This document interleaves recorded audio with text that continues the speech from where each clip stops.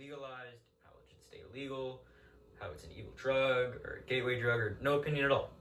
Well, as we all know, that California right now has legalized marijuana, but in the past it was not.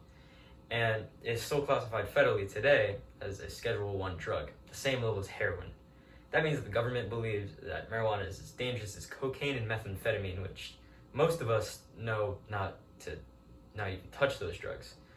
We were always taught to say no to drugs and that it would ruin our lives. I believe that we were also taught that marijuana was a gateway drug and it led to more serious drugs later in life.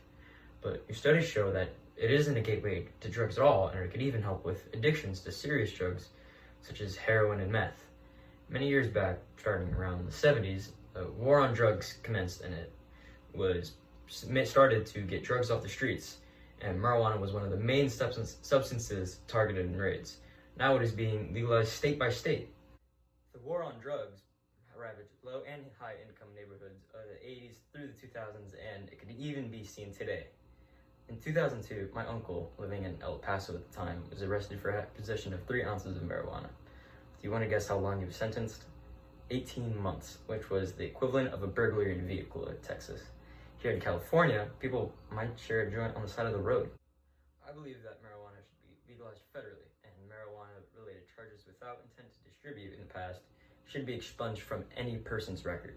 Individuals should not be held accountable for something that was made legal later in time and leaving a permanent mark on their record. The only thing that they're leaving on the record would do is hinder their ability to get a job and other top opportunities that prison has made to introduce them back into the world. According to NPR.org, charges of possession less than 30 grams in the state of Illinois may be dropped, but many charges above that have a much lower chance of being dropped from the record, if not no chance at all, even though it is now legal in the state of Illinois. Another interesting fact is that the congressional budget for all prison workers and prison facilities is around $7 billion, an increase of around 1.2% since 2018, even though more states have legalized the drug, and the drug is responsible for so many cases inside the prison system. These issues plague the justice system and civilians of the United States with all the problems that they face and when they have to go to court and things that could change their life absolutely forever. The only thing that's stopping marijuana from being legalized federally are the states that are not open to change and the prison systems that get their funding from incarceration, no matter the reason, which is kind of the creation of the term mass incarceration.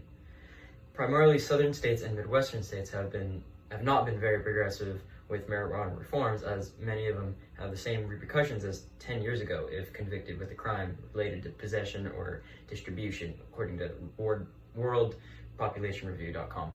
These states haven't moved on from the Reagan administration's beliefs, and it's a very tough standpoint on the war on drugs.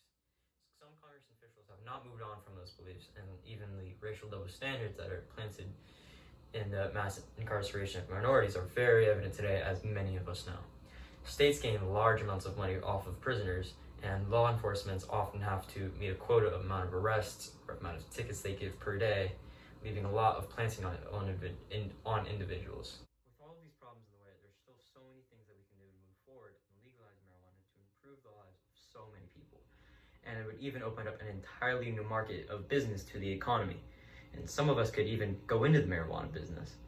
Legalizing marijuana federally would eliminate the prison system making money off of incarcerating individuals, leaving many more lives not essentially ruined by these charges.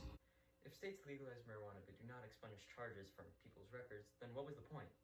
It is not fair for people to have to suffer from something that is proven to be wrong later in time. Researchers have found immense capabilities for the compounds in marijuana, including medical use. Even with the information given that professionals provide, it is still under a Schedule 1 drug, meaning it is severely addictive and has absolutely no medical properties. Like I said before, that means the government believes that methamphetamine is somewhat less dangerous than weed. States are slowly legalizing marijuana one by one, including California, which legalized recreational use back in 2016. There are a few states that will expunge small possession cases in the past, such as Illinois, but not the big cases. The only thing stopping us is the prison system in states that are not willing to change, and this would put an end to the method of incarceration that is outdated and was never needed in our society. It plagued our society and ruined the lives of so many hardworking people when it was only legalized later in their lifetime. The war on drugs was a massive waste of money on the government's part when only in the end marijuana went into the streets.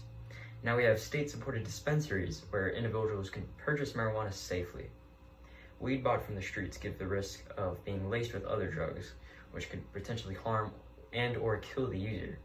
If it was legalized federally, illegal dealers and distributors would lose a lot of territory where they can operate, because the public would go into their local dispensary instead of buying from illegal means. But here in California, a large business opportunity was introduced into America, and many of us could go into that industry. The future of some of our jobs could depend on the outreach and support of our government to support us.